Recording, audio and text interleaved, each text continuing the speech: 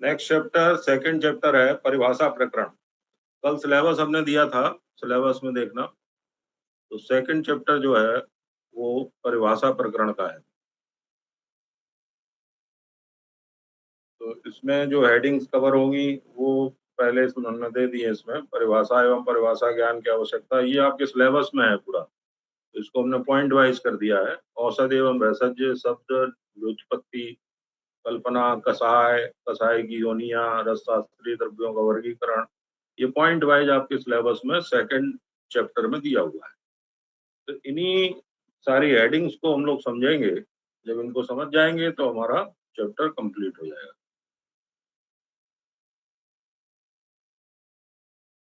तो सबसे पहली हेडिंग है इसमें परिभाषा एवं परिभाषा ज्ञान की आवश्यकता, डेफिनेशन एंड इम्पोर्टेंस ऑफ परिभाषा।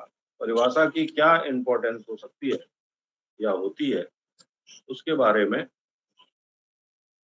यानी परिभाषा की क्या परिभाषा हो सकती है। तो परिभाषा अध्याय मादो यो अधीते रस साधका रस तंत्रार्थ विज्ञाने न सा मोहंती कुत्रचिता कुत्रचित निगुणा अनु अनुक्तेल तो प्रोक्त संदिग्धार्थ प्रकाशिका सुनिश्चितार्थ विबुधे परिभाषा निगदते। तो ये रस तरंगिणी का श्लोक है। ये रस तरंगिणी, ये याद रखना है। इस श्लोक का कहीं पर भी आपको दिखाई देगा तो ये रस तरंगिणी ने परिभाषा की परिभाषा बताई है। तो याद करने की उसे जरूरत नहीं है, मगर अगर पीजी के पॉइंट ऑफ व्यू से तो इसमें एक लाइन दे देंगे किस आचार्य ने बताया, क्योंकि दो आचार्यों की, एक आचार्य और हैं, उन्होंने बताया। वैधक प्रतीप में एक परिभाषा और आई है परिभाषा की, अव्यक्ता अनुक्लेश संदिग्धार्थ प्रकाशिका परिभाषा प्रतिकत्ते दीपीभूत सुनिश्चिता। तो इसका अर्थ क्या है, तो वो कहीं लिखी हो तो वैदिक प्रदीप की है, और ये वाला श्लोक जो है वो रस तरंगिणी ने दिया है। रस तरंगिणी के बारे में कल बताया भी गया था, सदानंद मिश्रा के द्वारा लिखी गई किताब है 20वीं शताब्दी की। तो परिभाषा अध्याय माधो यो अदिते रस साधका, मतलब इसका क्या हुआ, जो रस साधक वैद्य रस निर्माण करने के पूर्व, यानी रस शास्त्र का रस का निर्माण करने जा रहा है, तो उससे पूर्व रस शास्त्र की जो परिभाषाएं हैं वो अपने अध्यापकों से अच्छी तरह पढ़ लेता है, उसे रसशास्त्र के अर्थ ज्ञान में कभी भी कठिनाई नहीं होती है, अतः परिभाषा का ज्ञान अत्यंत आवश्यक होता है। तो परिभाषा हमको बताती क्या है, क्योंकि रसशास्त्र के अर्थ ज्ञान में कई कठिनाइयां आती हैं तो वो परिभाषा के द्वारा ही दूर होती हैं।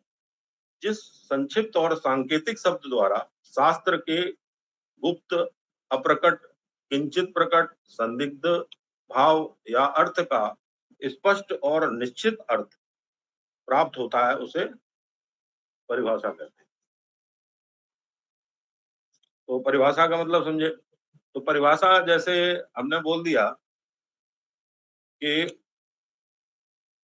अब इसको अगर शॉर्ट में समझे तो क्या है, किसी बड़े वाक्य समूह को संक्षेप में कह देना, वो परिभाषा होती है। परिभाषा हमेशा दो लाइन या एक लाइन की होती है, कि बड़ी सी चीज को आप एक लाइन में समझा दें तो वो परिभाषा है।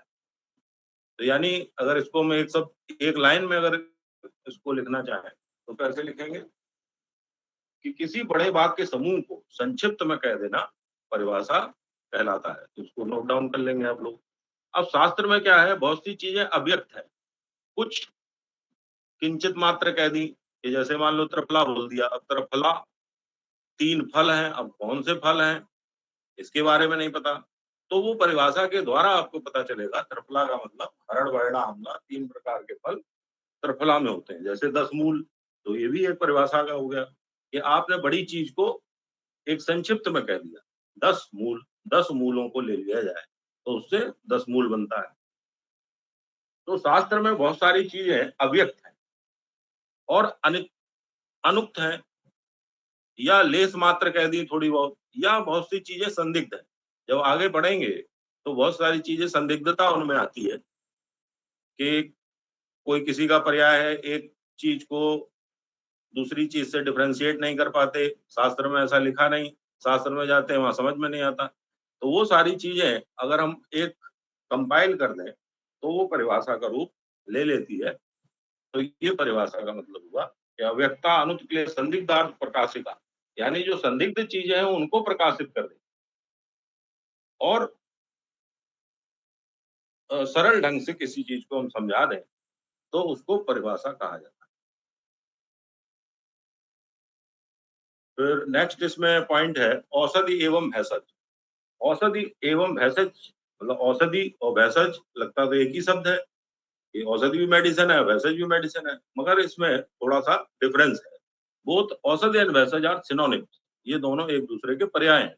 What a thin line difference which can be drawn between both is by considering सर्व द्रव्य औषधम, सारे द्रव्य औषधि होते हैं, which means all the drug available on the earth are औषधि, and the different therapeutic formula prepared out of these drugs may be considered as vessel। तो औषध और भेषज में अंतर क्या हुआ कि जैसे द्रव्य गुण में जितने हम लोग प्लांट देखते हैं या प्लांट पढ़ते हैं तो वो सब क्या हो गए औषधि।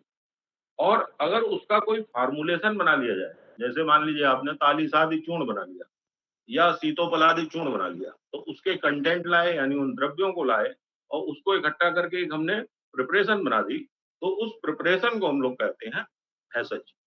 तो ये थिन लाइन डिफरेंस है, वैसे ही दोनों ही एक दूसरे के पर्याय है। तो इस चीज को आप लोग नोट डाउन करें कि औषधि और भेषज में क्या अंतर है, ये सवाल पूछा जाता है यूजी पॉइंट ऑफ व्यू से है। तो औषधि और भेषज में बहुत ही थिन लाइन डिफरेंस क्या हुआ कि सर्व द्रव्य औषधम, सारे द्रव्य औषधि होते हैं और जो उनसे formulation and the different therapeutic formulation prepared out of the this drug may be consider as the भेषज।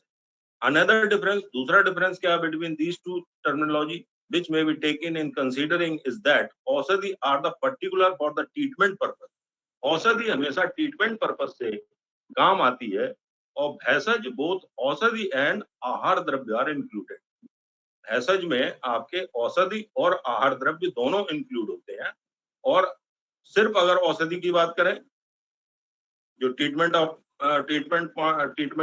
Point of view से हम किसी चीज को कंसीडर कर रहे हैं तो वो औषधि है। और जो औषधि भी हो सकता है और आहार द्रव्य भी हो सकता है वो भेषज।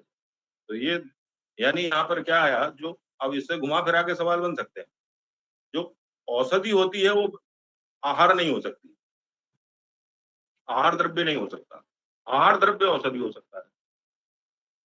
तो ये आपका हो गया औषधि एवं भेषज के दो डिफरेंस है कि सारे द्रव्य सर्वद्रव्य औषधम, सारे द्रव्य औषधि हैं और अगर इन औषधि से कोई फार्मूलेशन बना लें तो उसको हम भेषज बोलने लगते हैं।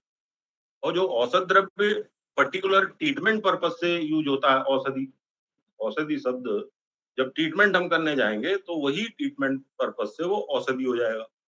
और अब जैसे स्वस्थ मनुष्य च्यवनप्राश का सेवन कर रहा है तो वो क्या है, आहार द्रव्य हो सकता है, औषधि हो सकता है, दोनों चीजें हो, यानी वो भेषज हो गया। और अगर हम कोई रोग अवस्था में च्यवनप्राश का प्रयोग कर रहे हैं तो उसको हम औषधि बोलते हैं। नेक्स्ट इसमें पॉइंट है कल्पना। कल्पना एक शब्द आता है, ये सारी परिभाषाएं हैं, ये सारे आगे हम लोग ये टर्मिनोलॉजी यूज होगी तो इन टर्मिनोलॉजी को हम लोग पहले समझ लें कि जैसे कहीं पे औषधि लिखा होगा, कहीं भेषज लिखा होगा, कहीं परिभाषा दी होगी, कहीं कुछ होगा, तो वो सारे शब्दों को हम लोगों को यहाँ पे समझना है। नेक्स्ट शब्द इसमें आता है एक कल्पना। कल्पना का कल भी बताया था हमने, औषध द्रव्य को व्याधि सम्राट बनाने के लिए जो उसमें संस्कार किए जाते हैं उसको कल्पना कहते हैं। जो औषध द्रव्य है उसको व्याधि सम्राट बनाना है तो उसमें जो संस्कार किए जाएंगे तो उसको हम लोग, जैसे आप सब्जी को बाजार से खरीद के लाए तो रॉ ड्रग है, वो औषधि है। अब फिर उसमें आपने उसकी सब्जी बना ली, मसाले डाले, संस्कारित किया तो वो एक कल्पना प्रिपरेशन बन गई। फिर नेक्स्ट शब्द इसमें आता है कसाय।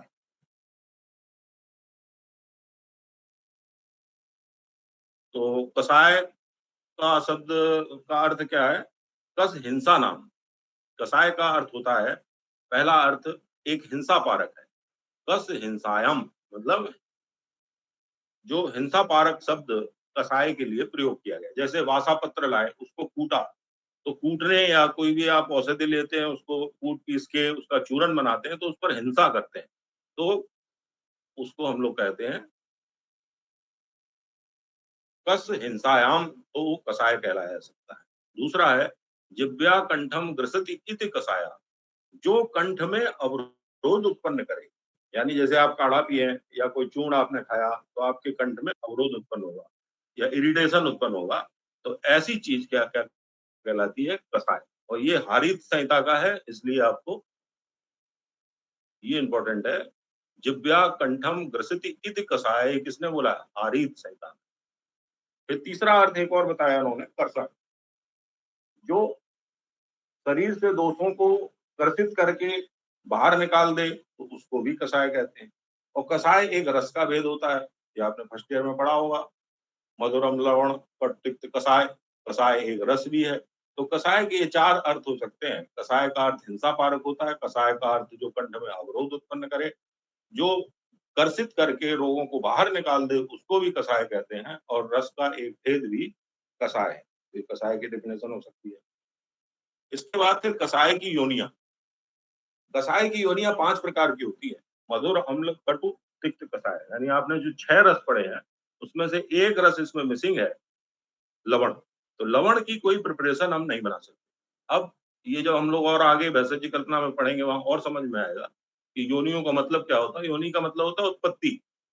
तो जैसे जो 5 कषाय की कल्पना हमारी मेन होती है, स्वरस, कल्प, सरत, शीत, भांड, तो उनसे इन रसों से वो कल्पनाएं बन जाए। जैसे उसका स्वरस या कल्प या हिम या फांट या जो क्वाथ बनाना, तो मधुर का तो बन जाएगा। अब लवण को इसमें क्यों नहीं रखा? कि लवण का स्वरस नहीं बन सकता, क्योंकि स्वरस जब भी कोई चीज, जैसे गन्ने का भी रस निकालें या किसी भी चीज का रस निकालें, तो उसमें एक वेस्टेज पार्ट होता है और एक उसका रस होता है। अगर जैसे ही हम इसको पानी में डालेंगे नमक को, तो उसमें घुल जाएगा टोटली, उसका बेस्ट पार्ट नहीं होगा, इसलिए इसको हम स्वरस भी नहीं कह सकते। और जब हम कोई काढ़ा बनाते हैं, तो उसमें भी बेस्ट पार्ट होता है और द्रव पार्ट होता है। तो बेस्ट पार्ट होना चाहिए, तब वो बनेगा।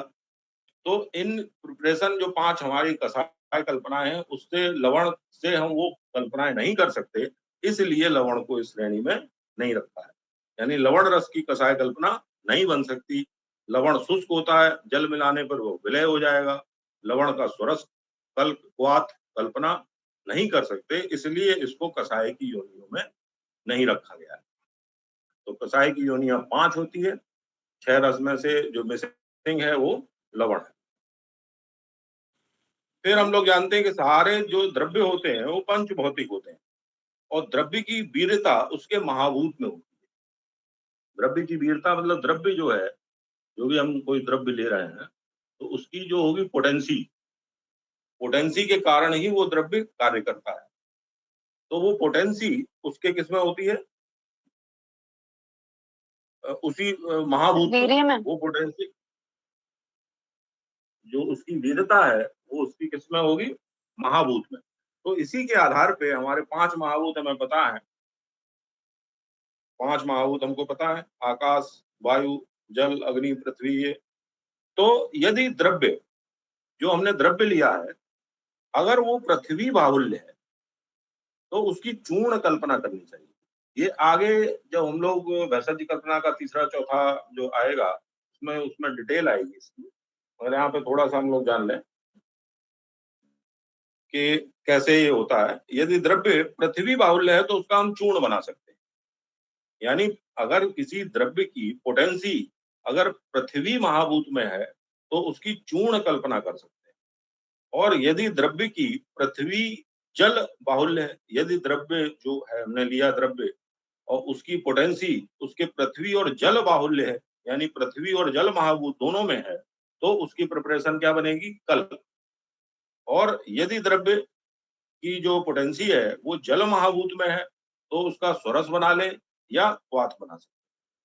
और यदि द्रव्य की जो पोटेंसी है या वीर्यता है वो अग्नि महाभूत में है तो उसकी चूर्ण, कल्क, हिम, अर्क और फांड, चूर्ण, कल्क, हिम, अर्क और फांड कल्पनाएं कर सकते हैं। तो सारे जो द्रव्य होते हैं वो पंच महाभूत से मिलके बने हैं, और जब पंच महाभूत से मिलके बने हैं तो उसी में उनकी वीरता है, उसी में उनकी पोटेंसी है। तो पोटेंसी के आधार पे हम कौन सी कल्पना को डिसाइड करेंगे, ये हम लोग जान सकते हैं कि हम उसका स्वरस बनाएं उस द्रव्य का, या उसका कल्क बनाएं, या हिम बनाएं, या फांड बनाएं, या उसका क्वाथ बनाएं।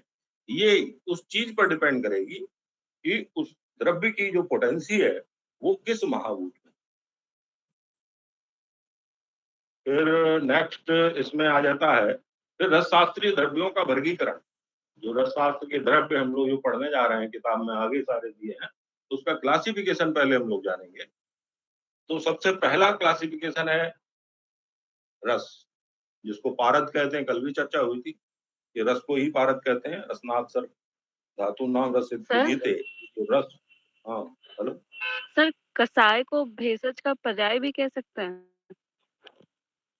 कसाय को नहीं, कसाय भेषज एक्चुअली में होता क्या है, कसाय का मतलब जो कर्षण उत्पन्न करे। भैंसज तो होगा ही, भैंसज तो है ही है।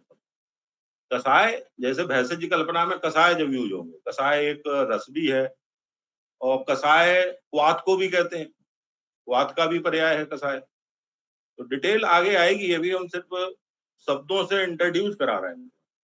फिर इनको डिटेल में आगे जब हम लोग चलेंगे, जब भैंसज की कल्पना में आएंगे, तीसरे चौथा जो टॉपिक है, तो वहां पर इसको डिटेल करेंगे। पंच कसाय कल्पनाएं सारी पढ़ेंगे, तो वहां पे और क्लियर होगा। यहाँ सिर्फ शब्दों का अर्थ समझो। कसाय, कसाय का मतलब जैसे आ जाए तो कसाय की निरुक्ति क्या हो सकती है। कसाय का अर्थ हिंसा पारक होता है। कसाय एक औषधि है, कसाय को हम औषधि भी कह सकते हैं या भेषज कह सकते हैं, है तो सब भेषज ही। तो उसका नाम अलग अलग है। जैसे कसाय शब्द जो रस बताए गए 6, उसमें भी एक कसाय शब्द आ गया तो कंफ्यूजन हो जाएगा ना कि रस वाला है कौन सा है। जब हम इसको पढ़ेंगे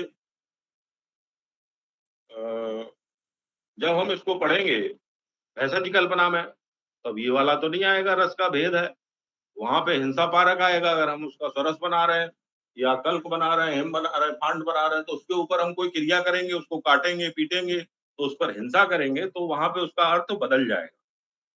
जैसे कल बताया था, रस के तमाम चीजें, रस ये वाले जो रसते अस्वादते अनिति रसा, वो वाला भी रस है, रस पारद भी है, रस रासना भी है। तो अलग अलग पर्याय हो सकते हैं, वहां पे कंफ्यूजन उत्पन्न होता है।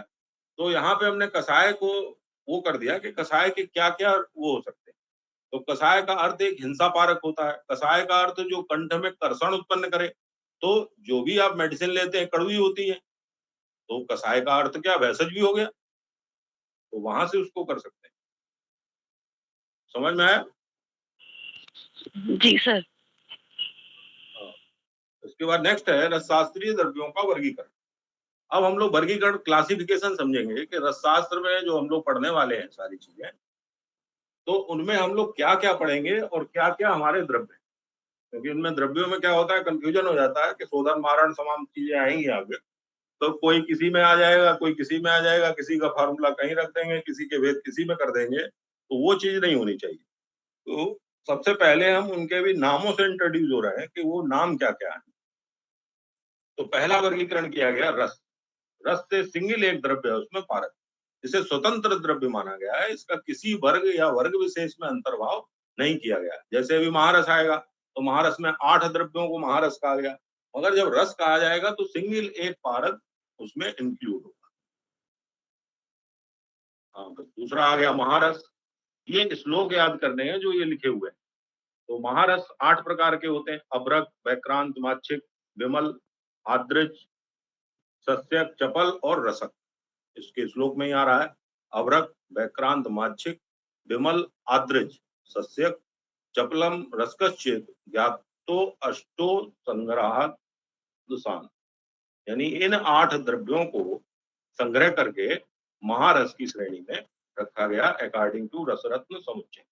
रसरस समुच्चय हमारी ऑथेंटिक बुक है, उसी के अनुसार हम लोग चीजों को पढ़ेंगे। नहीं तो अगर सारी बुकों के अनुसार चलेंगे तो कहीं दूसरा कुछ बता देगा, कहीं 8 कर देगा, कहीं 9 कर देगा, कहीं 10 कर देगा। उससे हमें मतलब नहीं है, ऑथेंटिक बुक के अनुसार हम लोग चलते हैं। तो महारस रसरस समुच्चय ने 8 बताए हैं। अवरक बैक्रांत माच्छिक विमल आद्रस सस्यक चपलम रस पश्येत ज्ञातो अष्टो रसा भवेत्। तो सबसे पहला अवरक। अब इन द्रव्यों में एक चीज और करनी है आपको, शास्त्रोक्त तो नाम क्या है, ये अवरक बैक्रांत माच्छिक, ये आपको पता चल गया।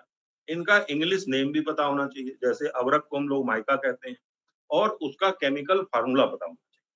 3 चीजें आपको अभी याद करनी है कि अवरक, अवरक का इंग्लिश नेम माइका हो गया, और इसका रासायनिक नेम क्या है, फेरोमैग्नीशियम सिलिकेट। फेरोमैग्नीशियम सिलिकेट जो होता है वो अवरक होता है। अब दूसरा बैक्रांत, बैक्रांत को कहते हैं टार्मलिन, और इसका फार्मूला होता है K2O Al2O3 6SiO। माच्छिक pyrite, pyrite हो गया copper sulphide Cu2S Fe2S3, Cu2S copper sulphide और फेरिक सल्फाइड, दोनों आयरन सल्फाइड और कॉपर सल्फाइड, दो पायराइट होते हैं, आयरन पायराइट और कॉपर पायराइट। क्यों, माच्छिक के दो भेद होते हैं, तो भेद अभी आगे आएगा, स्वर्ण माच्छिक और रजत माच्छिक। तो स्वर्ण माच्छिक जो होता है वो कॉपर पायराइट होता है, और रजत माच्छिक होता है वो फेरिक वाला होता है। फिर तीसरा चौथा भेद इसका विमल, जिसको आयरन पायराइट कहते हैं, Fe2S3। आद्रिज, आद्रिज कहते हैं शिलाजीत को, जो शिलाजीत होता है उसको आद्रिज कहा जाता है, और ये ब्लैक बिटुमेन है, इसको मिनरल पिच भी कहते हैं। और नेक्स्ट है सस्यक, सस्यक है कॉपर सल्फेट CuSO4 7H2, और इसको ब्लू विट्रॉल भी कहते हैं। चपल बिस्मित का ओर है, ये संदिग्ध द्रव्य हैं थोड़े चपल वगैरह, बिस्मित ओर है, इसको Bi फार्मूला इसका होता है। रसक, ये जिंक का ओर है, कैलेमाइन कहते हैं इसको, ZnO या ZnS या ZnCO3, ये रसक होता है। इसके, इससे हम लोग जिंक की प्राप्ति करते हैं। तो जिंक का ओर है, इसको कैलामाइन ओर होता है जिंक का। तो ये 8 द्रव्य महारस की श्रेणी में रखे गए। अवरक बैक्रांत माच्छिक विमल आद्रस सस्यक चपल रस कश्यप ज्ञातो अष्टो रसा भवेत्। इसमें अवरक को हम लोग माइका कहते हैं, बैक्रांत को टर्मलिन कहते हैं, और माच्छिक को पायराइट, और विमल को आयरन पायराइट, आद्रिज को एस्फेल्थम पंजैबिकम, इसका बॉटनिकल नेम, मतलब नेम है इसका, केमिकल नेम। और सस्यक blue vitriol copper sulphate CuSO4 7H2। एक ब्लू विट्रियोल होता है, ग्रीन विट्रियोल होता है। तो ग्रीन विट्रियोल जो होता है वो उपरस में आएगा, जिसको हम लोग कहते हैं कासीस। और चपल बिस्मित का ओर है, और रसक जिंक का ओर है, जिसको कैलेमाइन कहते हैं। तो ये हो गए हमारे महारस। महारस के सभी लोगों को नाम याद होना चाहिए, और नाम में ये श्लोक आपको याद करना है। अवरक बैक्रांत माच्छिक विमल आद्रस सस्यक चपलम रस कश्यप ज्ञातो अष्टो रसा भवेत्। नेक्स्ट है उपरस। उपरस में कौन कौन से रखे गए, गंधास्म गैरिक कासीस कांची ताल शिलांजनम, शिलांजनम कंकुष्ट चेत्योपरसा रसा चा अष्टो पारद कर्माणि। पारद के कर्म करने में, यानी पारद के जो उसमें कर्म है, यानी उसका जो संस्कार वगैरह करते हैं, तो उसमें ये द्रव्य यूज होते हैं 8 द्रव्य। तो इनको हमने अलग श्रेणी बना दी, गंधक गंधास्म गैरिक कासीस कांची ताल शिलांजनम अंजन कंकुष्ट चेत्यो रसा अष्टो पारद कर्माणि। तो उपरस में हमारे पास कौन कौन से मिले, गंधक, गंधक को जिसको सल्फर कहते हैं सभी को पता होगा, एस इसका रासायनिक नाम हो गया। गैरिक ओकेर या हेमेटाइट, ये Fe2O3 है, ये फेरिक ऑक्साइड है। और फेरिक सल्फेट सल्फाइड था माच्छिक, और गैरिक हो गया Fe2O3, वो था Fe2S3।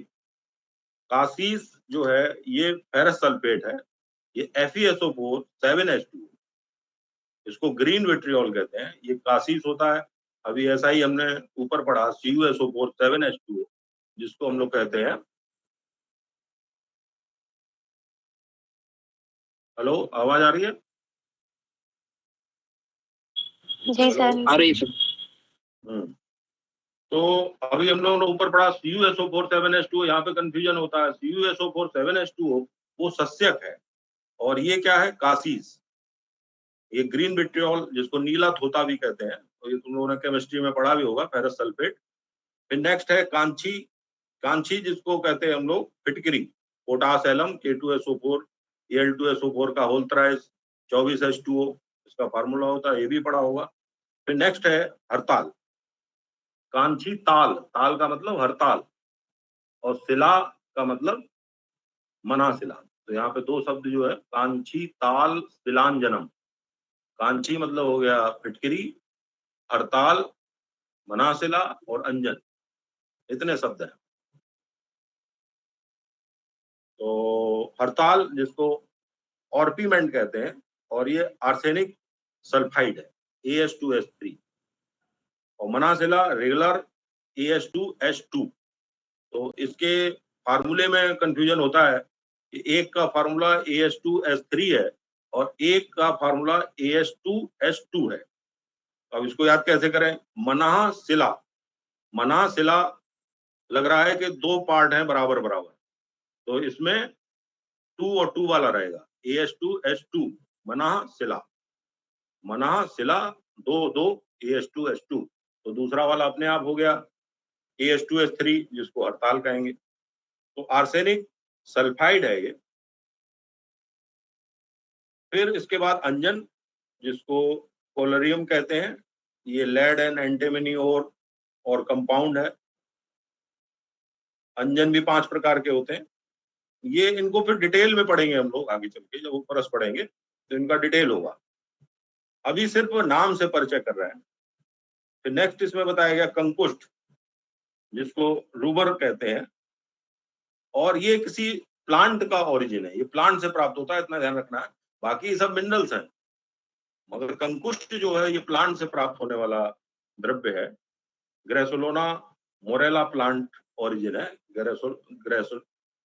ग्रेसिनिया मोरेला प्लांट एक होता है, उसका ये एक्सट्रैक्ट होता है। फिर ये 8 हो गए रस। इसके बाद फिर 8 साधारण रसों के बारे में बताया गया।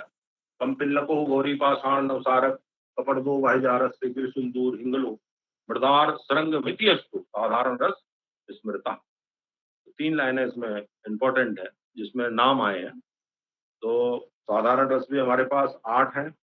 कंपिल्लक, गौरी पाषाण, नवसादर, कपर्द, वाहिजारस, गिरि सिंदूर, हिंगुल, मृदार सरंग, मितियष्टु, साधारण रस स्मृता। ये भी रसरस समुच्चय के द्वारा दिए गए श्लोक है। तो इसमें पहला क्या है? कंपिल्लक। तो कंपिल्लक ये भी प्लांट ओरिजिन है, ये भी द्रव्य जो है वो प्लांट ओरिजिन है। जो मेलियोन्थस फिलिपिन्स एक प्लांट होता है, उसके फल रज से ये प्राप्त होता है, उसको कंपिल्लक कहते हैं, लाल कलर का होता है, ईंट जैसा। फिर दूसरा द्रव्य है गौरी पाषाण, जिसको संखिया कहते हैं, व्हाइट आर्सेनिक या वेट्रियस। ये है AS2O3 आर्सेनिक ऑक्साइड। आर्सेनिक के सल्फाइड हमने पढ़े थे उपरस में, जो हरताल और मनाशिला थे आर्सेनिक सल्फाइड थे। आर्सेनिक का ऑक्साइड जो होता है वो साधारण रस है, जिसको कहते हैं हम गौरी पाषाण AS2O3। फिर इसके बाद इसमें नवसादर, जिसको अमोनियम साल्ट कहते हैं, एल्युमिनियम नहीं, ammonium salt NH2Cl ammonium chloride, ये होता है हमारा क्या? नवसादर। फिर है कपर्द, ये मैराइन सेल, ये आपको समुद्र से प्राप्त होने वाला द्रव्य है कपर्द, और ये होता है कैल्शियम कार्बोनेट CaCO3, इसका फार्मूला होता है कपर्द। फिर है अग्निजार, एम्बेरिगस कहते हैं इसको। गिरि सिंदूर रेड ऑक्साइड ऑफ मरकरी है HgO। हिंगुल रेड सल्फाइड ऑफ मरकरी है HgS। और मुर्दा शंख या ये लिथार्ज है, ये लेड ऑक्साइड है PbO। तो ये सारे द्रव्य का क्लासिफिकेशन है। इसमें आपको याद करना है क्या? इसका इंग्लिश नेम और उसका रासायनिक फार्मूला। तो ये हम लोगों ने अब तक पढ़ लिए क्या? सबसे पहले महारस पढ़े 8, अवरक व्याक्रांत माच्छिक विमलाद्रस्य चपलम रसश्चेत ज्ञात्योष्टो रसा भवेद। उपरस में कौन कौन से हैं? गंधास्म गैरिक काशीस, कांची ताल शिलांजनम, कंकुष्ट, चेत्योपरसा अष्टो पारत कर्माणी। साधारण रस है कंपिल्लको गौरी पाषाण नौ साधर, कपर्दो भाईजारस्य गिर सिंधु रिंगलो, मृदार सरंगमिति अष्टो साधारण रस स्मृता, रस सिद्ध करा प्रो।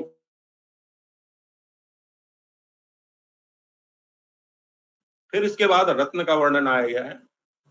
रत्न 9 प्रकार के रत्न होते हैं। माणिक्य, मुक्ता, फल विद्रुमाण, ताक्षस्य, पुष्पम, विदुरस्य, नीलमम, गोमेद, गोमेद गोमेद सुवाथ, बैदुर, क्रमेण रक्तानि नव ग्रहाणाम। तो ये आपको क्रम से याद करने हैं। क्रम से याद करने से हमें ये फायदा होगा कि क्रम से ये ग्रहों को प्रसन्न करते हैं। जैसे ग्रह ग्रह भी 9 होते हैं और रत्न भी 9 होते हैं। तो पहला ग्रह सूर्य, फिर चंद्र, फिर कौन सा? मंगल, बुध, गुरु, शुक्र, शनि, राहु, केतु, ये 9 ग्रह होते हैं। उनको क्रम से प्रसन्न करने वाले हैं।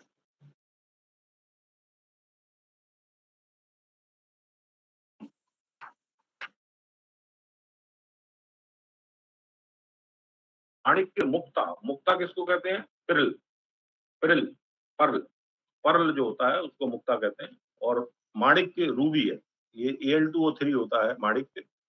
और पर्ल और फल विद्रुमाण कहते हैं प्रवाल को, कोरल, ये CaCO3 होता है। तो ये पर्ल और कोरल दोनों CaCO3 है। कैल्शियम क्लोराइड है, एक कैल्शियम कार्बोनेट है। तो माणिक्य, मुक्ता, फल विद्रुमाणी का मतलब हो गया प्रवाल, ताक्ष, एमरल्ड, ताक्ष के बाद फिर पुखराज, पुखराज के बाद फिर वज्र जिसको हीरा कहते हैं, इंद्रनील का मतलब नीलम, गोमेद और वैदुर्य, ये इनके नाम है। माणिक्य हो गया रूबी, मुक्ता हो गया पर्ल, फल विद्रुमाणी प्रवाल हो गया कोरल, ताक्ष हो गया एमरल्ड, पुखराज हो गया टोपाज, वज्र हो गया डायमंड, और नीलम हो गया सैफर, गोमेद हो गया जिरिकॉन, और वैदुर्य हो गया कैटाइज। फिर इसके बाद उपरत्न, 6 प्रकार के उपरत्न बताए गए हैं। वैक्रांत सूर्यकांत चंद्रकांतो नृपोपला, पैरोजिकस्य स्फटिक क्षुद्र रत्न गणो हयाम। मतलब वैक्रांत, सूर्यकांत, चंद्रकांत, पैरोजक, राजावर्त और स्फटिक, ये हमारे 6 उपरत्न होते हैं। फिर उसके बाद 7 धातुओं का वर्णन आया है। नहीं, 7वां जो है वो धातु है, और धातुएं 9 बताई गई हैं। जैसे ग्रह 9 है वैसे ही धातु भी 9 है। तो रसेन चूड़ामणि तथा रसरस समुच्चय ने इसके 3 भेद किए हैं, और टोटल 9 धातु बताई गई है। यहाँ पे सवाल में आपको देखना पड़ेगा क्या पूछा जा रहा है। जल्दबाजी में गलत हो जाता है। अगर ये पूछे कि रसरस समुच्चय या रसेन चूड़ामणि ने धातु के कितने भेद किए हैं, तो वो 3 है, 9 नहीं है। और टोटल कितनी धातु बताई है? 9। तो ये सवाल के अनुसार इसका आंसर होगा। अब 3 जो भेद किए वो शुद्ध लौ, पूती लौ, मिश्र लौ। शुद्ध लौ स्वर्ण, रजत, ताम्र और लौ, 4 को उन्होंने रख दिया शुद्ध लौ में।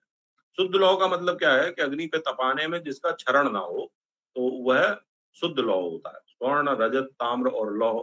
और पूती लौ जिसको अग्नि पर अगर हम गर्म करें तो उससे सड़ी गंध आए, तो उसको पूती लौ कहते हैं, और ये नाग और बंग है। मिश्र लौ पीतल, कांस्य और बर्त्म लौ। मिश्र लौ कहलाता है कि 2 धातुओं से मिलके किसी चीज को बनाया जाए। मिश्र, जैसे पीतल, ब्रास, ब्रॉन्ज। इसके बाद सुधा वर्ग बताए गए। सुधा वर्ग में सुधा मतलब चूना, खटिका, गोदंती, यानी 12 द्रव्य जो है, ये 12 द्रव्यों को हमने सुधा वर्ग में रख दिया। सुधा, खटिक, गोदंती, सफेद सुरमा, मृग सरंग, सुक्ति, शंख, शंभु, समुद्र फेन, कूर्मी पृष्ठ, कुकुडांड, त्वक, अजास्ती, ये सारे जो 12 द्रव्य हैं वो सुधा वर्ग में आते हैं। नेक्स्ट पे सिक्ता वर्ग है, सिलिका वाला वर्ग। इसमें 4 द्रव्य आते हैं, दुग्ध पाषाण, कौशयास्म, नाग पाषाण, भद्रास।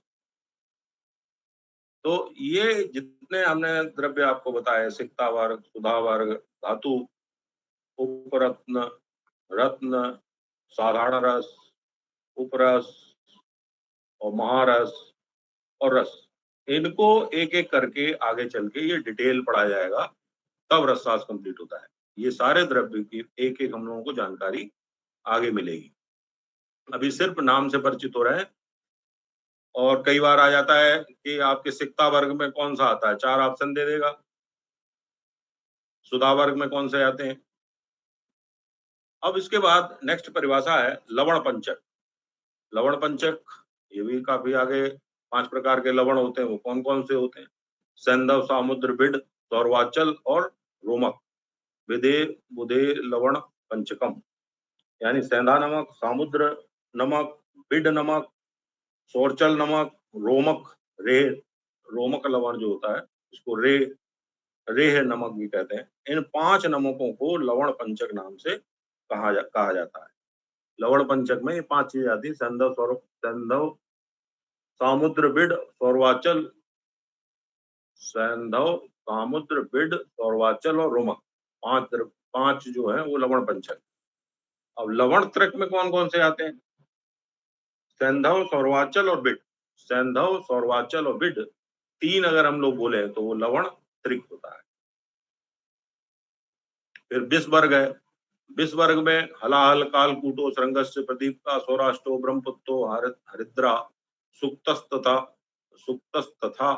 बस्तनावो इति गेया विष भेदो अभिनवा रसे रसायनादो चा बस्तनावा नावम नावह प्रशस्यते। ये रस तरंगणी ने बताया है विष वर्ग, यानी सारंगधर, भाव प्रकाश, आयुर्वेद प्रकाश एवं रस तरंगणी आदि ग्रंथों में विषों की संख्या 9 बताई गई है।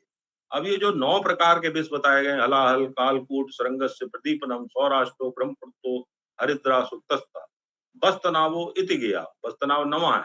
तो इन सब में सिर्फ बस्तनाव ही प्राप्त होता, बाकी ये सारे प्राप्त अब नहीं होते हैं। उस समय होते होंगे, अब नहीं प्राप्त होते हैं। सिर्फ एक बस्तनाव विष है जो प्राप्त होता है। तो सारंगधर, भाव प्रकाश, आयुर्वेद प्रकाश और रस तरंगिणी आदि ग्रंथों में विषयों की संख्या 9 बताई गई। रससार, रसमंजरी, रसेंद्र चूड़ामणि, रसेन चिंतामणि आदि ग्रंथों में विषयों की संख्या 18 बताई गई है। तो ये नंबर याद रखने हैं, किसके आचार्य के अनुसार पूछा जा रहा है सवाल। ये पूछ ले रसमंजरी के अनुसार विष की संख्या बताइए, 9, 18, 8, 0, तो वहां पे क्या हो जाएगा 18। 9 जो 9 आपको याद रहेगा, यूजी पॉइंट ऑफ व्यू से तो ठीक है। अगर पीजी की तैयारी कर रहे हैं तो आपको ये भी याद रखना है किस आचार्य ने कितना बताया। फिर नेक्स्ट है उपविष। उपविष रसरत समुच्चय के अनुसार उपविष 7 है और रस तरंगणी के अनुसार ये 11 है। तो लांगली, विषमुष्टिका, करवीर, जया तथा नीलिका, कनको, अर्कश्च वर्गो विषात्मक का, विषात्मक मतलब लांगली, विषमुष्ट कहते हैं कुचला को, विषमुष्ट। तो लांगली विषमुष्टिका का मतलब हो गया कुचला, तो लांगली कुचला। करवीर कनेर हो गया, ये करवीर हो गया कनेर। जया, जया मतलब हो गया जयपाल, जयपाल मतलब जमाल गोटा। जया तथा नीलकम, नीलकम कनको, कनेर, लांगली कुचला कनेर, जया। जया जयपाल नहीं है, जया मतलब हो गया यहाँ पे भंगा, भंगा का पर्याय है जया। भांग,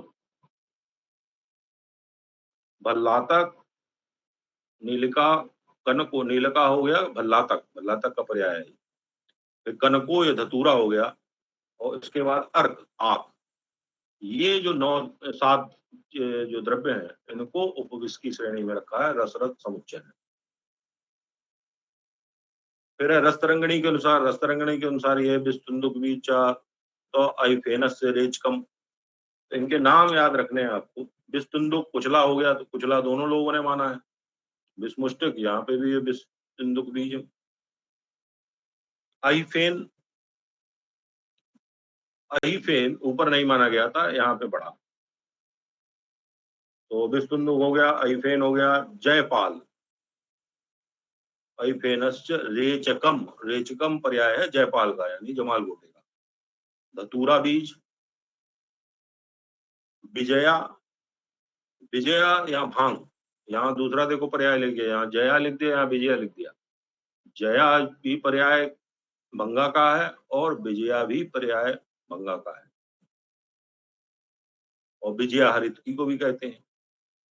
विजया, गुंजा, गुंजा हो गया। भल्लातक, भल्लातक भिलावा हो गया। अर्क क्षीर, स्नोई क्षीर। लांगली और करवीर हो गया कनेर। ये 11 द्रव्यों को रसतरंगिणी ने उपविष की श्रेणी में रखा है। तो ये नाम आपको याद रखने हैं, और इसमें से कॉमन कौन से हैं, अनकॉमन कौन से हैं, इसका ध्यान रखना है रसतरंगिणी और रस रस समुच्चय के अनुसार।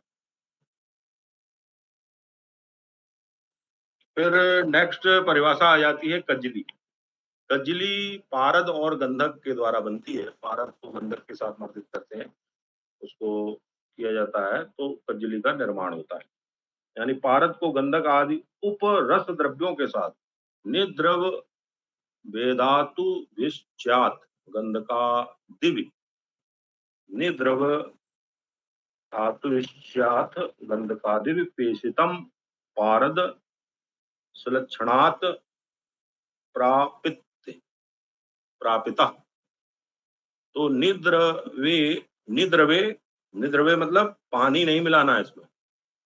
पारद को गंधक आदि उपरस द्रव्यों के साथ अथवा किसी धातु के साथ गंधकादिवि पेशतम पारद सुलक्षणात्, तो किसी धातु के साथ बिना द्रव योग के अच्छी तरह मर्दन करके, चिकना चमकीला करके, काजल के सदस्य काला कर लिया जाए तो उसको कज्जली कहते हैं। इस कज्जली को कज्जल और कज्जलिका भी कहा जाता है। कज्जली, कज्जलिका इसके पर्याय हुए।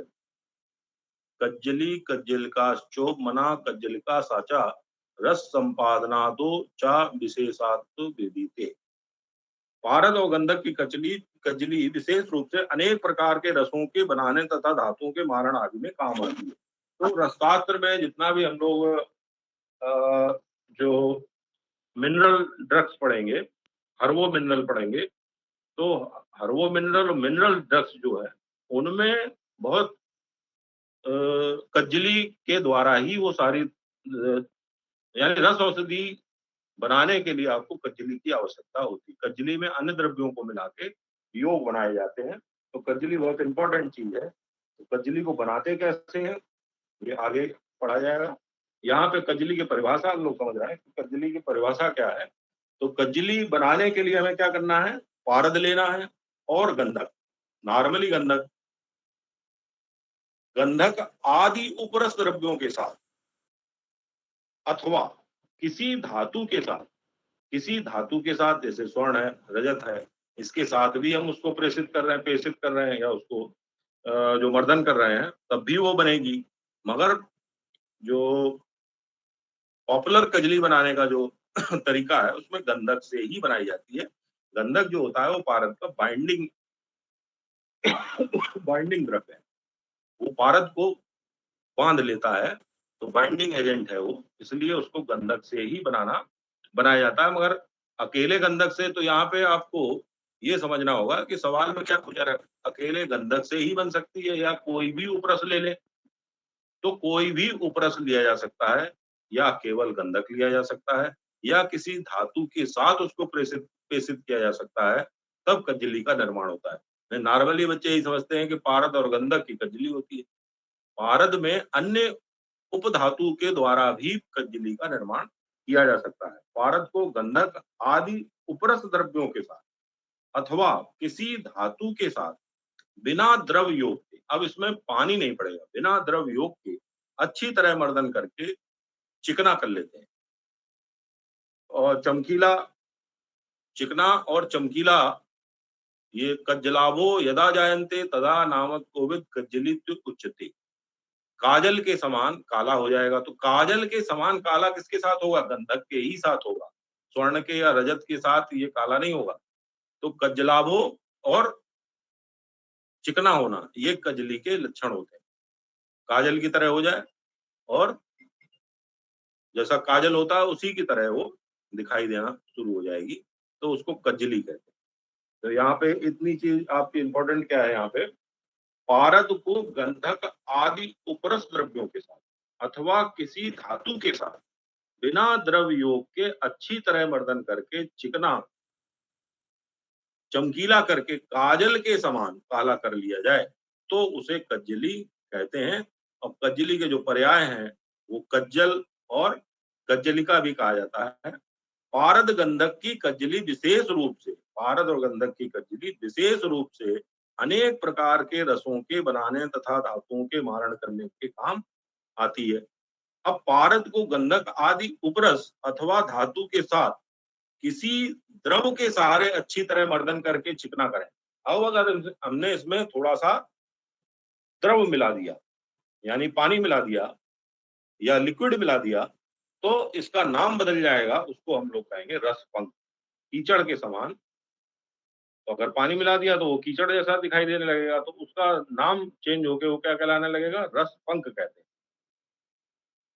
और अगर पारद में गंधक मिलाकर दूध आदि किसी पतली चीज के साथ अच्छी तरह मर्दन करके पीठी जैसा बना लें तो उसको रस पिष्टिका या पारद पिष्टि कहते हैं। तो यहाँ पे देखो 3 शब्द आए। अगर हमने पानी नहीं मिलाया तो उसका नाम होगा कजली। अगर हमने उसमें कोई द्रव मिला दिया, कोई भी द्रव ऐड कर दिया, तो वो हो जाएगा उसका नाम रस पंक। और अगर हमने उसमें दूध मिला दिया तो वो पारद पिष्टि कहलाएगा। पारद पिष्टि या पारद रस पिष्टिका नाम उसका चेंज हो जाएगा। तो ये रस पिष्टिका, रस पंक और कजली तीनों में डिफरेंशिएट करेंगे तो क्या किसको हम रसपंक कहेंगे? पारद गंधक, पारद को गंधक को लेके और किसी द्रव के साथ अच्छी तरह उसका मर्दन करें तो उसको जो प्राप्त होगा उसको रसपंक कहेंगे। कीचड़ के समान जो कल्क जैसा बन जाएगा उसको रसपंक कहा जाएगा। अब पारद में गंधक मिला के दूध आदि किसी पतली चीज को मिला के मर्दन कर दिया तो पीठी जैसा बन जाए। पीठी जैसा मतलब जैसे टिक्की जैसा बन जाए तो उसको रस पिष्टिका या पारद पिष्टि कहते हैं। तो ये 3 नाम है। कज्जली तो हमने यहाँ लिखा हुआ है, 2 नाम और लिख लो, रसपंक। रसपंक क्या होता है? रस पिष्टिका क्या होता है? ये भी हमने समझा दिया। रसपंक और रस पिष्टिका। तो कभी-कभी 2 नंबर या 1 नंबर में आ जाता है कि रस पिष्टिका क्या है, रसपंक क्या है, रसपंक पे टिप्पणी लिखो, तो ये लिखा जाएगा। फिर इसके बाद एक परिभाषा आती है मित्र पंचक। मित्र पंचक क्या है? गुड़, गुंजा, गुग्गुल, मधु, घृत और सुहागा।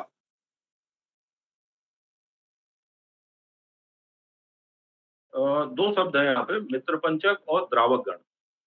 तो पहले द्रावक गण को देखें। तो द्रावक गण क्या है? गुंजा, मधु, गुड़, सर्पी, सौभाग्यम, गुग्गुलस तथा पूर्वाचार कीर्तिते धातुनाम द्रावको गण। तो इसमें द्रावक गण में 6 औषधियां होती हैं। द्रावक गण में कितनी औषधियां? 6। गुड़, गुंजा, गुग्गुल, मधु, घृत और सुहागा। गुड़, गुंजा, गुग्गुल, मधु, घृत, सुहागा। अगर 6 चीजें मिला दें तो उसको कहेंगे द्रावक गण। और इसमें एक चीज को हटा दें यानी गुड़ को हटा दें तो उसी को कहने लगते हैं क्या? मित्र पंचक। तो ये मित्र पंचक और द्रावक गण में अंतर है एक द्रव्य का। अब द्रावक गण का यूज क्या है? द्रावक गण को धातु को द्रवित करने के लिए, यानी कि जैसे धातु का मेल्टिंग पॉइंट जो उसका है मान लो 1500 है। अगर हम उसको कम टेम्परेचर पे द्रवित करना चाहें तो अगर हम ये द्रावक गण की औषधियां मिला दें तो वही औषधि या वही जो द्रव्य है वो 800-900 डिग्री पे मेल्ट हो जाएगा। तो द्रावक गण का यूज है उसके मेल्टिंग पॉइंट को घटा देता है अगर इस द्रव्य को मिला दिया जाए। और मित्र पंचक का काम क्या है? कि किसी धातु को हमको पिघलाना है, किसी धातु को पिघलाना है तो वहां पर हम इसका यूज करते हैं, तो उसको कम टेम्परेचर पर पिघला देगा। यानी घृत, रत्ती, रत्ती का मतलब वही गुंजा हो गया, सुहागा, शहद और गुग्गुल को एकत्र मिलाकर ग्रहण करने को मित्र पंचक कहते हैं। विभिन्न प्रकार की धातुओं को पिघलाने के लिए, विभिन्न प्रकार की धातुओं को पिघलाने के लिए रसशास्त्र में मित्र पंचक का प्रयोग किया गया।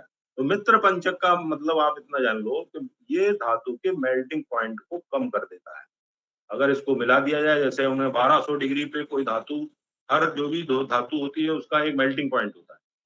जैसे कोई धातु है उसका 1500 डिग्री, जैसे लोहा ही है, लोहे का 1500-1600 डिग्री सेंटीग्रेड पर वो जाके मेल्ट होता है। अगर उसमें मित्र पंचक को मिला दिया तो वही 900-1000 डिग्री पे मेल्ट होना शुरू हो जाएगा कम टेम्परेचर पे, तो उससे हमारी अग्नि बचेगी। तो मित्र पंचक द्वारा धातुओं को द्रवित भी किया जाता है। इसके द्वारा धातुओं की कच्ची बनी हुई भस्मों को की भी परीक्षा हो जाती है। तो ये जो धातुओं की परीक्षा, वहां पर भी मित्र पंचक का यूज होता है कि धातु की परीक्षा करने के लिए मित्र पंचक का, जब धातु परीक्षा पढ़ेंगे तो वहां पर आएगा। मित्र पंचक में अभी हमें ये जानना है कि कौन कौन से द्रव्य मिलके मित्र पंचक को बनाते हैं और कौन कौन से द्रव्य मिलके द्रावक गण को बनाते हैं। गुड़, गुंजा, गुग्गुल, मधु, घृत, सुहागा, ये द्रावक गण कहलाता है। और इसमें से अगर गुड़ को अलग कर दें तो वो मित्र पंचक कहलाता है। और दोनों ही का जो यूज है वो धातु के मेल्टिंग पॉइंट को कम करने के लिए है, और दूसरा धातु की परीक्षा वगैरह में इसका काम आता है। धातु की परीक्षा, धातु अगर बन गई है तो उत्तम बनी है, कैसी बनी है, पूरी पक गई है, भस्म बन गई है कि नहीं बन गई है, उसका हम लोग जो परीक्षा करते हैं तो उसमें इन द्रव्यों का यूज करते हैं। तो लगभग आधा चैप्टर हो गया। अब इसमें जो समझ में ना आया हो वो पूछ सकते हो। कौन सा टॉपिक नहीं समझ में आया? हेलो, हेलो, जी सर, आ गया था समझ में। आवाज आ रही है? हेलो। आ रही जी है। सर। हाँ, तो अब इसमें क्या समझ में नहीं आया?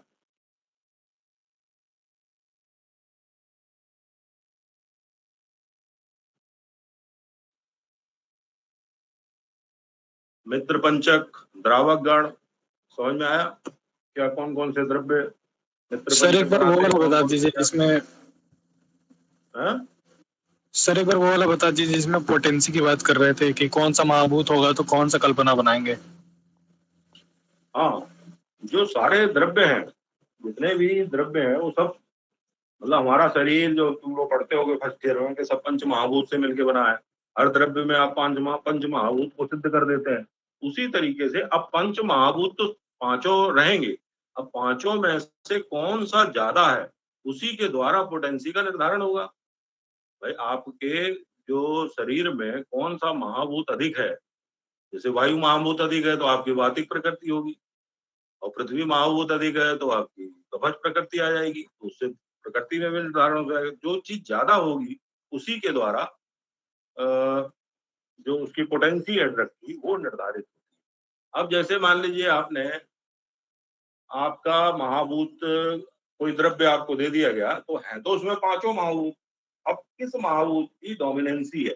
अब मान लीजिए उसमें अग्नि महाभूत की डोमिनेंसी है, यानी उसका जो वीर्य है या जो उसकी पोटेंसी है वो उसके अग्नि महाभूत में। अब आप उसकी प्रिपरेशन बनाने चले तो अब आपको क्या यूज करना पड़ेगा? या तो हम उसका अर्क निकाल लें, जैसे ही हम उसको गर्म करेंगे वैसे ही उसका जो महाभूत उड़ के बाहर भाग जाएगा। अग्नि महाभूत तो उड़ेगा ना, तो जब वो उड़ ही गया तो बाकी चीज बेकार हो जाएगी। तो वहां पे हम लोग क्या डिस्टिलेशन प्रोसेस का यूज करते हैं। डिस्टिलेशन करके जो अर्क निकाले जाते हैं, यानी मान लीजिए किसी की सुगंध है, किसी भी द्रव्य में सुगंधित द्रव्य है, अब उसकी सुगंध ना जाए तो उसके लिए हम लोग क्या करना पड़ेगा? उसका अर्क निकालना पड़ेगा, या उसका डिस्टिलेशन करके, जैसे गुलाब जल वगैरह निकालते हैं, अब उसका ऐसे थोड़े स्वाद बना देते हैं, उसको डिस्टिल्ड करते हैं। उसकी बूंद-बूंद को इकट्ठा करते हैं डिस्टिल होके, तो उसकी पोटेंसी उसमें रहती है। उसी तरीके से जैसे मान लीजिए आपका द्रव्य है, उसकी पोटेंसी प्रति महाभूत है। तो प्रति महाभूत में करने के लिए हमें क्या करना पड़ेगा? उसका चूर्ण बनाना पड़ेगा। अगर हम उसका काढ़ा बना लें, जैसे मान लो उस द्रव्य का काढ़ा बना लें, तो वो महाभूत तो बेकार हो जाएगा, पृथ्वी महाभूत। अगर उसकी जल महाभूत में अगर पोटेंसी है, तो हमने काढ़ा बनाया और उसका लिक्विड पी लिया। क्योंकि अगर पृथ्वी महाभूत होगा तो हमें सॉलिड चीज लेनी पड़ेगी ना। तो सॉलिड क्या हो सकता है? फास्फोरस हो सकता है। अगर उसमें हमने पानी मिला दिया तो उसकी डोमेंसी खत्म हो जाएगी।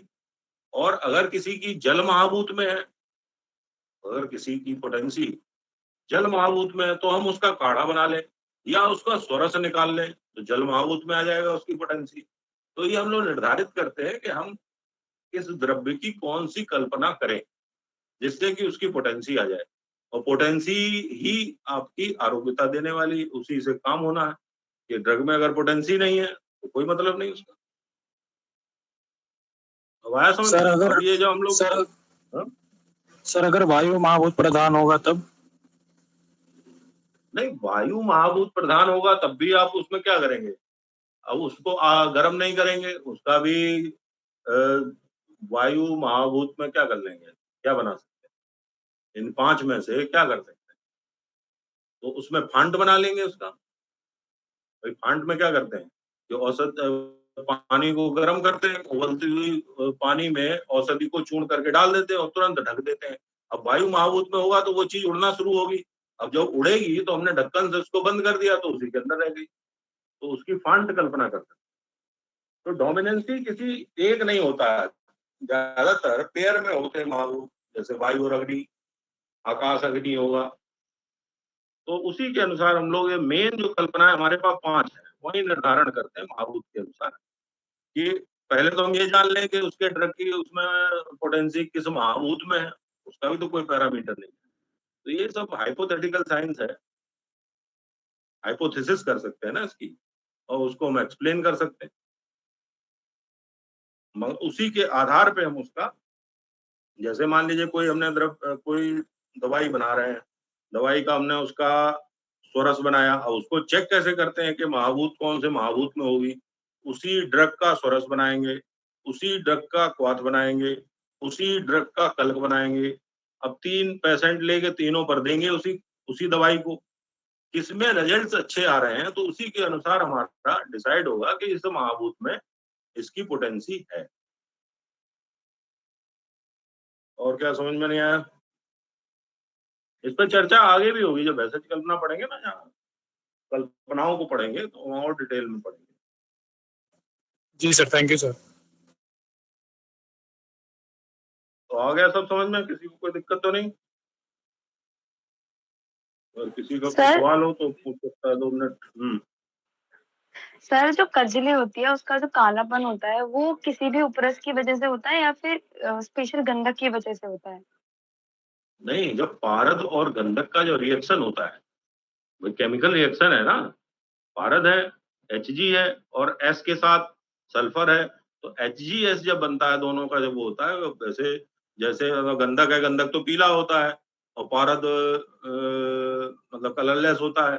तो अब रक्त तो काला आ गया, उसको मर्दन करने से उसमें रिएक्शन जो होता होगा Hg और S का, तो उससे बनता है HgS। तो HgS जो होता है वो ब्लैक होता है। ठीक है sir, thank you sir. Reaction से उसका कलर आता है ना।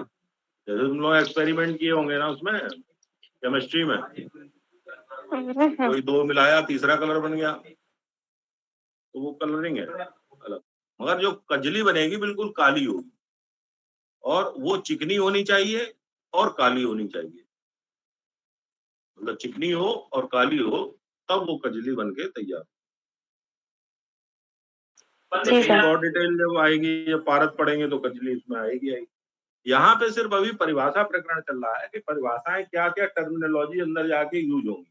अब यहाँ पे हम इतना समझ गए कज्जली, तो कम से कम हमें एक शब्द तो याद आ गया। आज तक तो नहीं सुना होगा कि कोई कज्जली भी शब्द होता है, कोई मित्र पंचक भी होता है, कोई द्रावक गण भी होता है। तो अभी यहाँ पर जो परिभाषाओं का मतलब क्या होता है, छोटी छोटी परिभाषाएं, कोई भी जब किताब शुरू होती है या कोई भी हम लोग किसी भी नए सब्जेक्ट को पढ़ते हैं तो सबसे पहले तो उसकी डिफिनेशंस को जानते हैं कि आगे वो टर्मिनोलॉजी वही यूज होगी, तो बार बार आगे जाके एक्सप्लेन थोड़े होगी।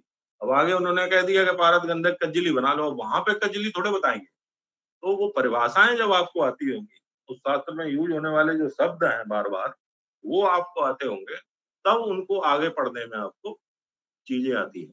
नहीं तो हम वो शब्द ही नहीं जानते तो हम उस शब्द के पीछे पड़ जाए।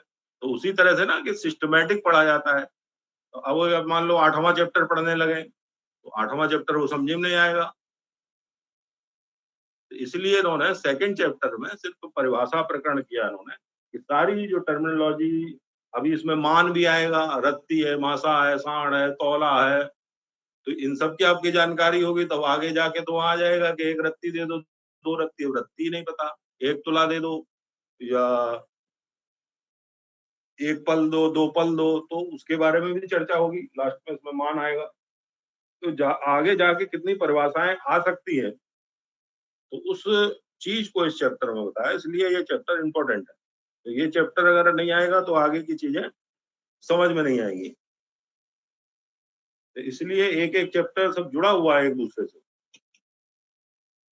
तो अगर पीजी की तैयारी कर रहे हो तो इसको ठीक से नोट्स बना के और उसको अभी से कंपाइल करके चलोगे, क्योंकि बाद में ये सब्जेक्ट ऐसा है कि इसको पढ़ने का फिर बाद में टाइम नहीं होता। और ये सब्जेक्ट इतना अच्छा भी है कि अगर आपने सेकंड ईयर में इसको समझ लिया तो आप इसको भूलेंगे भी नहीं कभी। बाद में आपको पढ़ने की जरूरत ही नहीं पड़ेगी, सवाल आएगा सीधा हो जाएगा। और अभी आपने नहीं पढ़ा तो बाद में चाहे जितना पढ़ लो फिर नहीं आएगा।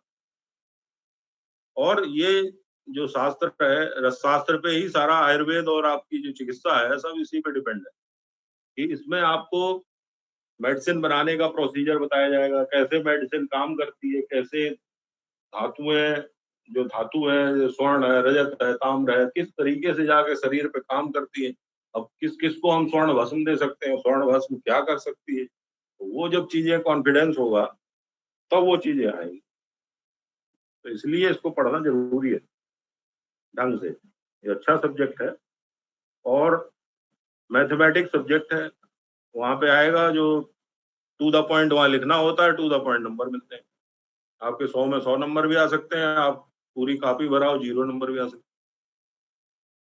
जो पूछा गया कि जैसे पूछ लिया उन्होंने कि नैऋत्य कोण कहाँ है, अब तुम कुछ भी लिख दो, वो थोड़े है, जो है वही माना जाएगा। ईशान कोण कहाँ है, कहा कि रसशाला की स्थापना कहाँ पे करें, कल बताया था कहाँ पे करें। रसशाला बनाने के लिए आपको कौन सी दिशा का चूज करेंगे, अभिषेक बताओ।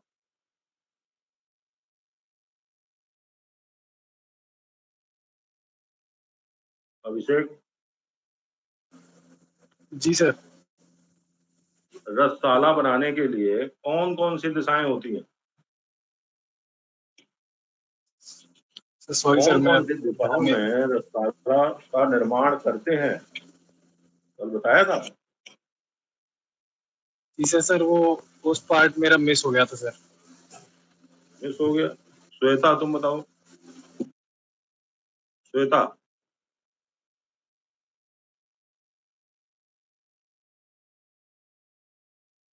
इस दिशा में आप रसशाला का निर्माण करेंगे, सर उत्तर दिशा में। तो उत्तर दिशा में। और सर उत्तर अब दिशा और आजकल मॉडर्नाइज हो गया, अब ये सब उत्तर उत्तर दिशा नहीं पूछा जाता। उत्तर का मतलब यक्ष, यक्ष, त्रयक्ष और सहस्त्राक्ष, 3 दिशाएं हैं, इनमें आप जो है वो रसशाला का निर्माण करते हैं। यक्ष, त्रयक्ष और सहस्त्राक्ष, कल बताया था ये। तो यक्ष होता है उत्तर दिशा, और त्रयाक्ष कहते हैं ईशान कोण को, और सहस्त्राक्ष कहते हैं पूर्व को। और ईशान कोण कौन सा होता है, नॉर्थ और ईस्ट के बीच में जो लाइन होती है, नॉर्थ और ईस्ट के बीच में, उत्तर और पूर्व के बीच में बिल्कुल 45 डिग्री पे, यानी उत्तर पूर्व के 45 डिग्री पे बीच में ईशान कोण होता है। जो नॉर्थ और ईस्ट है उसके बीच में एक लाइन ड्रॉ करो, तो वो जो आएगा ईशान कोण होगा। तो ईशान को ही हम लोग क्या कहते हैं, त्र्याक्ष। यक्ष, त्र्याक्ष और सहस्त्राक्ष 3 शब्द आए थे। तो यही है ना, जब पढ़ोगे पूछा जाएगा तब स्ट्राइक करेगा कि ये, और यही सवाल आ जाएगा। और ये ऐसे सवाल हैं कि ये मुश्किल से 1-2% लोग इसको अटेम्प्ट कर पाएंगे, और यही आपका सिलेक्शन कराते हैं। और इनको अभी हम पढ़ा रहे हैं, तो अभी तुम सुन रहे हो, इनको बाद में तुम्हें कहीं दिखाई भी नहीं देंगे। भाई जब पीजी की तैयारी करना शुरू कर दोगे तो उसमें चरक है, सुश्रुत है, सब में लग जाओगे, तब ये कहाँ से तुम्हें याद आएगा यक्ष, त्र्याक्ष। और यक्ष, त्र्याक्ष अभी याद हो गया तो जब भी कभी आगे कभी सवाल आएगा तो हो जाएगा। ईशान कौन कौन सा है, नैऋत्य कौन कौन सा है, ये सारी चीजें एक बार 1 घंटे पढ़ने के बाद 1 घंटे रिवाइज किया करो तो तब आएगा। सिलेबस बहुत बड़ा है ये, तो है कुछ नहीं, बहुत ही इंटरेस्टिंग है, बहुत आराम से इसको खत्म किया जाएगा। अगर रिस्पांस दोगे तुम लोग तो, नहीं तो किसी भी टाइम इसको बंद कर दिया जाएगा। समझ में आया कि नहीं आ रहा है? जी सर। समझ में आ रहा है कि नहीं आ रहा है? जी सर। जी सर। जी सर। जी सर। एक क्लास में समझना और एक इसमें समझना, दोनों में अंतर होता है।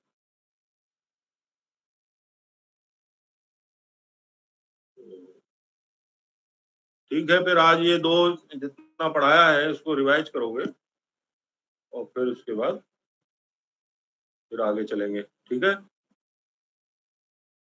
Okay, thank you. नमस्ते सर। नमस्ते सर। नमस्ते सर।